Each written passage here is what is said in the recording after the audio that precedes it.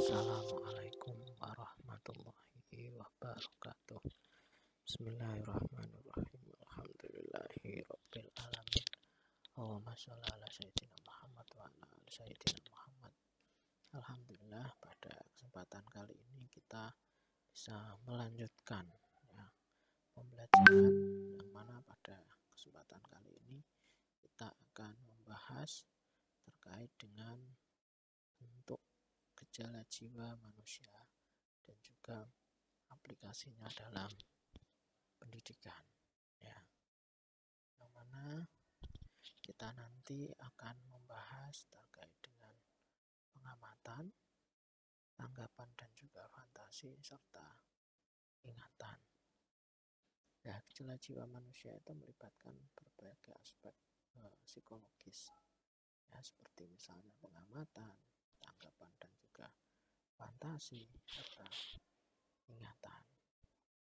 Dalam konteks pendidikan, pemahaman terhadap pengamatan, tanggapan dan juga fantasi serta ingatan-ingatan ini itu dapat membantu pendidik ataupun guru dalam kemudian merancang strategi pengajaran yang kemudian lebih efektif dan juga mendukung perkembangan siswa seperti itu. Jadi kalian sebagai seorang calon konselor calon guru BK tentunya nanti pasti ada layanan klasikal. Layanan klasikal ini guru masuk kelas memberikan pemahaman, memberikan pengetahuan kepada peserta didik kepada konseling, di mana di situ pasti nanti akan melibatkan aspek pengamatan, tanggapan, fantasi dan juga ingatan itu sendiri. Maka tema ini menjadi penting bagi kalian sebagai seorang calon konselor. Nah, pengamatan di sini sebagai sebuah gejala jiwa, pengamatan itu melibatkan kemampuan dalam melihat, memperhatikan dan juga menginterpretasi informasi dari lingkungan sekitar. Jadi kalau kita ngamati itu kita melihat, kemudian memperhatikan. Setelah itu kita menginterpretasikan informasi yang sudah kita lihat, kita perhatikan dari lingkungan sekitar tersebut. Misalnya konseling, dalam proses melaksanakan konseling, dia juga melakukan pengamatan terhadap konselornya. Misalnya, ternyata konselor saya bagus, dia bisa istilahnya membantu saya dalam proses layanan konseling, atau sebaliknya konselor saya tidak bagus dan tidak membantu, misalnya seperti itu. Pengamatan di sini aplikasinya dalam dunia pendidikan itu guru dapat memperhatikan perbedaan dalam gaya belajar siswa melalui pengamatan kelas sehari-hari. Jadi kita bisa tahu apakah si A, si B, si C itu belajarnya seperti apa, temenanan atau ora, serius atau tidak. Itu dari memperhatikan cara pengamatan mereka dalam proses pembelajaran sehari-hari. Selain itu, dari pengamatan ini pendidik ataupun guru itu dapat mengamati respon emosional dan juga fisik siswa terhadap materi pembelajaran untuk menilai tingkat ketertarikan dan juga pemahaman. Jadi kita bisa melihat apakah siswa itu tertarik, apakah siswa itu paham terhadap apa yang kita sampaikan. Itu dari proses pengamatan yang dilakukan oleh siswa ataupun peserta didik. Jadi kalau kalian nanti konseling, kalian perlu mengamati bagaimana proses pengamatan yang dilakukan oleh konseli ataupun klien yang kalian layani, agar kalian tahu sejauh mana konseli ataupun klien tersebut tertarik dan juga paham dengan proses konseling yang kita lakukan. Gejala jiwa yang kedua adalah tanggapan dan fantasi. Tanggapan adalah reaksi emosional atau perilaku terhadap stimulus Jadi kalau kita dapat stimulus, kemudian kita merespon, itu namanya tanggapan. Sementara fantasi adalah melibatkan kemampuan untuk membayangkan atau menciptakan dunia imajinatif. Jadi kita berfantasi, kita membayangkan, itu namanya fantasi. Ya, aplikasinya dalam dunia pendidikan, ya, guru dapat merancang situasi pembelajaran yang merangsang tanggapan emosional positif terhadap materi pembelajaran. Jadi seorang guru, ya, misalnya guru apel itu bisa kemudian membuat atau merancang pembelajaran yang sekiranya bisa merangsang tanggapan ataupun respon positif, ya, dari materi pembelajaran tersebut. Makanya seorang guru itu memang harus senantiasa berinovasi terhadap metode-metode pembelajarannya. Begitu juga konselor, ya, itu juga sama, harus kemudian merancang proses layanan counseling, ya, yang mana harapannya bisa merangsang tanggapan emosional positif, ya, terhadap proses konseling yang kita lakukan. Yang kedua, dari tanggapan ini mendorong siswa untuk menggunakan fantasi dan yang selanjutnya adalah terkait dengan fantasi, ya, yang aplikasinya dalam dunia pendidikan, itu mendorong siswa untuk menggunakan fantasi dan imajinasi mereka dalam proyek-proyek kreatif dan juga pemecahan masalah.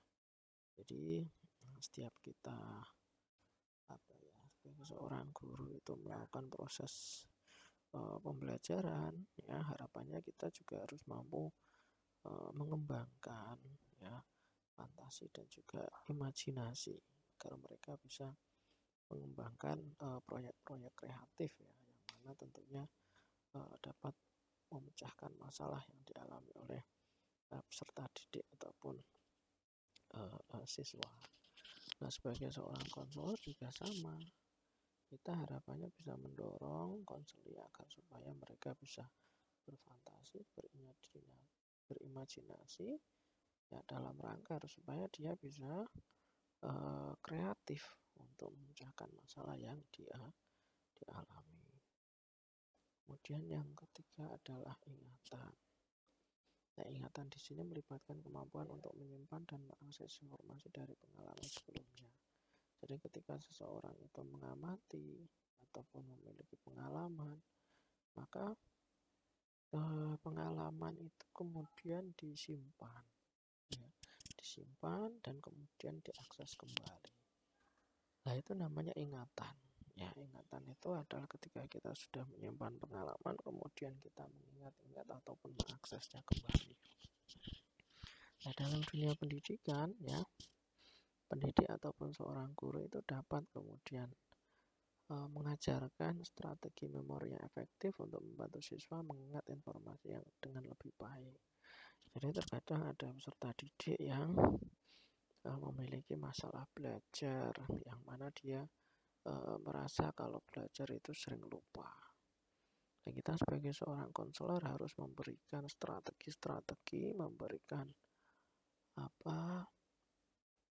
tips-tips, saran-saran, masukan-masukan agar supaya dia memiliki ataupun mampu mengingat informasi dengan lebih baik. Kemudian yang kedua adalah menggunakan pengulangan dan teknik pengajaran yang membangkitkan minat, dapat memperluas proses penyimpanan informasi dalam ingatan siswa. Jadi dalam rangka meningkatkan ingatan, kalian sebagai seorang guru itu bisa kemudian menggunakan pengulangan. Jadi diulang-ulang dalam pembelajaran. Misalnya kemarin sudah disampaikan, nanti minggu depan ketemu lagi, disampaikan lagi sebentar sedikit. Itu dalam rangka apa? Dalam rangka membangkitkan ingatan peserta didik terhadap tema-tema pembelajaran tertentu, atau juga bisa memperkuat proses penyimpanan informasi ataupun ingatan dari peserta didik ataupun siswa, seperti itu. Nah, yang selanjutnya adalah integrasi praktik pendidikan. Jadi tadi ada pemahaman, ada fantasi, tanggapan, dan juga ingatan. Nah, kira-kira hubungannya apa atau integrasinya apa dalam dunia pendidikan? Diversifikasi pengajaran. Yang pertama, diversifikasi pengajaran.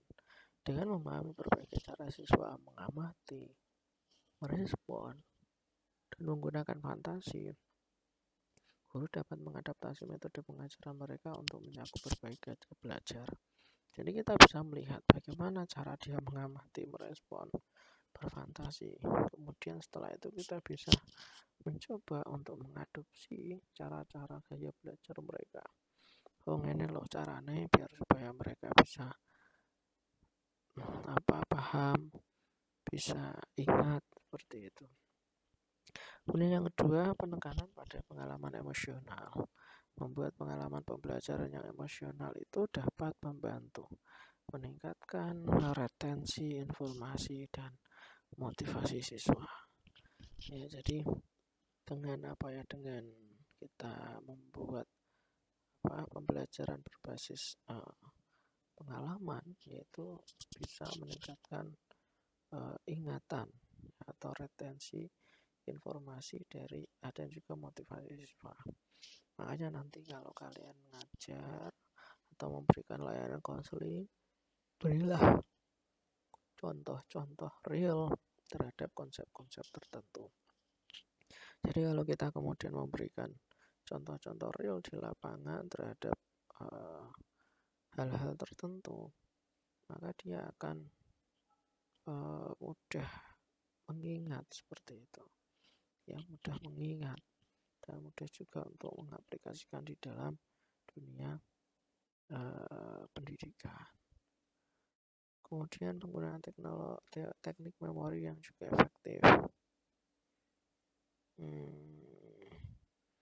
Di sini memberikan siswa keterampilan dan juga strategi memori dapat membantu mereka mengelola beban informasi. Jadi kalau kemudian kita mengajari siswa bagaimana agar supaya belajarnya itu cepat nyantol, cepat ingat, ya, itu secara tidak langsung membantu mereka dalam rangka mengelola beban informasi dan juga meningkatkan retensi. Nah, ini termasuk juga teknik-teknik seperti mnemonik, kemudian pengulangan, dan juga pengorganisasian informasi.